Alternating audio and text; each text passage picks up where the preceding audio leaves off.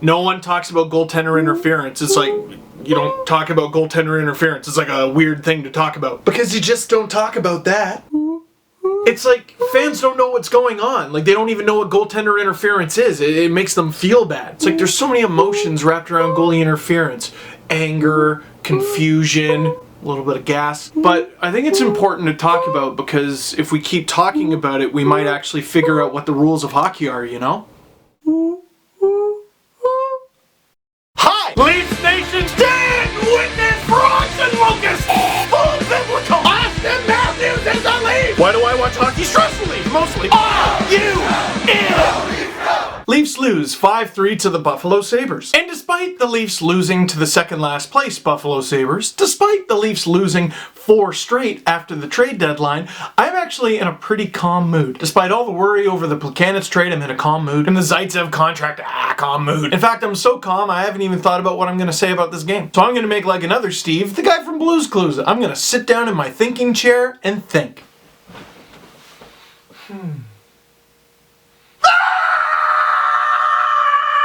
Is bad. That game was bad. Hockey as a sport is bad. And the only thing that is worse than hockey is the Buffalo Sabres. The Buffalo Sabres better thank their lucky stars that the NHL can't even figure out goaltender interference, because if they can't figure that out, how are they ever going to figure out relegation? And for all the Leafs fans that are chirping Buffalo Sabres fans this morning like, oh, at least we're going to the playoffs, they lost! Going through this goal by goal seems like a complete waste of time. That game was destined in the stars. Get out your little telescope. That game was destined to be a loss for the Toronto Maple Leafs. Let's ignore the fact that, they're going to get some days off and March is going to be super easy and now they get to play 4 straight against the Sabres. That is 8 points locked up. And let's forget about all the excuses. Austin Matthews isn't in the lineup. They've won games without him before. In a game where the Leafs outshoot their opponent by 17 shots, in this case 41-24, in a game where the Leafs score on 100% of their power play opportunities, 2 for 2, in a game where Matt Martin gets a highlight reel assist, in a game where Leo Komarov gets 2 goals, you should be winning that game 190% of the time. But oh no, Reinhardt, you get a bounce. The population of Poppinville, you get a bounce. Latvian guy who had a rap video made about him, you get a bounce. And it says right here, Ryan O'Reilly, 19th of the season, unassisted. BS, it was unassisted. The ref gave it to him, you get a bounce too. And even the Sabres' 5th goal, Johan Larsson, you get a bounce right off of Frederik Andersen. Freddie was outside of the blue paint. Oh, interesting, because where I'm standing, it looks like you're standing in the kick me in the nuts paint. And I'm trying to remain optimistic, okay? The Leafs get down 2-0 against the Sabres, and I'm like, pish posh, they're fine. They tie it up, both goals from Komarov.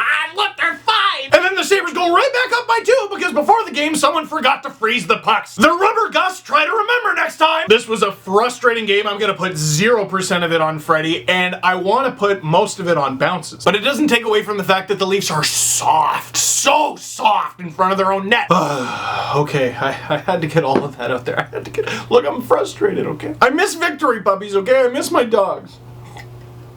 Might have had too much coffee as well. Look, I'm gonna throw this out there because I think we deserve to leave this game in the past, okay? Question of the game. Does the Leafs' last 4 games, maybe this game in particular, prove to you that Austin Matthews is not only the future, but also the current captain of the Toronto Maple Leafs? Because people forget, even though he's a high-flying stick wizard and he does all kinds of crazy things with his hands and he's got an amazing shot, Austin Matthews is cool as a cucumber. And in this game, and a few times over the past few games, the Leafs lose all their cool. They lose all their composure, they lose all their swagger, they lose everything that makes them the new Toronto Maple Leafs. It's not just that they're missing a guy who is currently scoring at a pace of like 45 goals this season. It was great to see Martin get in the lineup and have a good performance and everything, and then show some gusto, lay a big hit, and have a great play.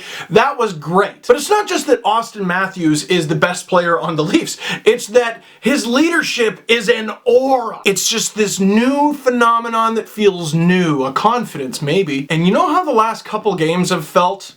Old. I don't mean old as an age, I mean old as in eerily familiar. A team that would jump on any excuse to quit. That is not the current Toronto Maple Leafs. And now they get 4 days off before taking on Pittsburgh on Saturday. I'm gonna make a prediction. Mark my words, there's gonna be a scuffle at Leafs practice this week, I bet. That's if Austin Matthews is still out. If he's not still out, they're gonna show some kind of picture of him laughing, shoving around his teammates, having fun. Don't ask me for a reason, just watch. Sabres fans, if I were you, oh, I'd be more obnoxious than you currently are. Dude, Leaf fans, come into your building. They came into your building when they were in last place, okay? And now it's overwhelming. The Sabres got booed before they even took the ice in their own arena. And the Leafs come walking in, playoffs, 8 easy points, and you thump them. And after the game, you get fans yipping you, yeah, well, guess what? We're going to the playoffs. That's wonderful, but there was a game tonight, actually, and you lost. That's how I'd feel if I were you, and you would be right. I like that the Leafs are playing the Sabres 4 times in the next month or so. I think it's going to be a good playoff warm-up, and I mean, what a tone that game 1 set. Leafs looked like ass, but it was nasty, wasn't it? It's chippy. Matt Martin like a Miley Cyrus wrecking ball. But you lost. And just like in a playoff series, just because you lose game 1 doesn't mean the series is over. You can't quit, can you? I want to see how the Leafs, regardless of who's in the lineup, respond. Questions? No. Fair enough. What's your roll-up record? I haven't been out of the house a whole lot because I've been writing my book. Did I mention I'm writing a book? And it's coming down to the wire.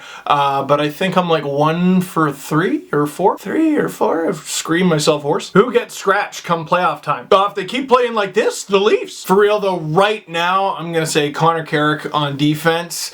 And up front, I really don't know. Matt Martin really had an excellent game. I mean, even his detractors got to give him kudos for that one. Depending on the opponent, when Matthews comes back and you just added Plekanec, you still have Kadri, you still have Bozak, I could see them scratching more. Levo, Obvi. It's a very small sample size, but after last night's game, how can you say Martin? I mean, he was one of the only good Leafs on the ice, other than Komarov, by the way. Is the S or the C silent in scent? When it comes to sense, the C can be silent and deadly. What is goalie interference? Goalie interference is an abstract concept. It is a creation of parents in order to control their children and get them to behave. Starting in December, parents the whole world around begin to tell their children that if they behave, goaltender interference will bring them presents. But if they misbehave, goaltender interference will bring them Corey Perry. And you know, some people think it's unethical, but it's kind of effective. It's Plekanec's cursed? I feel like you need to fix this up grammatically, because I think your question was, is Plekanec cursed? But it could just as easily be, it's Plekanec,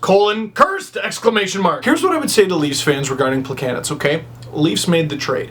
When it comes to the actual player, give him a freaking chance. They had him playing with Komarov and Martin, and if I'm not mistaken, it was the Leafs' only good line in this one. I wanted the Leafs to do this or that. Well, they didn't, okay? They didn't. The trade deadline has passed. It is March. Deadline that way. Playoffs that way. Which way are you going? All right, well, until they invent time travel, we're all going that way, which means the Leafs are going that way, which means Thomas Plekanec is going that way. He's a Leafs now. If you're a Leaf fan, guess what? You're a Thomas Plekanec fan. And if not, get the hell off the Leafs bandwagon, because that means you're cheering against a member of the Toronto Maple Leafs. Steve, what about you and a guy like Roman Polak? Are you kidding? I don't think he should be in the lineup, but when he's in there, go best friend, that's my best friend. Last night, Nikita Zaitsev and Matt Martin assisted on a Leo Komarov goal, and half of Leafs Twitter puked. I cheered. You know why? The Leafs tied the game. There's 2 options, success and failure. Cheer for success. And with that said, that is it for this one. Thank you very much for watching. Click like if you like this video. Click subscribe if you really liked it. Tell all your friends. Merch down below. Now go out into the world and choose the side of success. Frickin' Sabres, man.